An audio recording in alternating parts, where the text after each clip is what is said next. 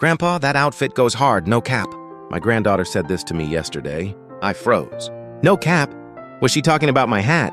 I felt like an alien. I laughed it off, but inside I felt sad. It felt like we were living in different worlds. I didn't want to be the out-of-touch old man. So I went to the bathroom and asked my AI assistant, "What does no cap mean?" The answer surprised me. "It means I'm telling the truth." She was complimenting me.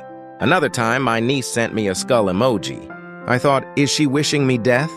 I asked AI, "Don't worry, it means I'm dead from laughing." It was a huge relief. Don't scold them for their language. Learn it. Use AI to decode the nuance. When I replied, "I invented Rizz," my grandson's jaw dropped. Learning their language is an act of love. Tonight, ask AI about one slang word. Break down the wall and be a cool grandparent. Next time, let's create a custom fairy tale for your grandkids.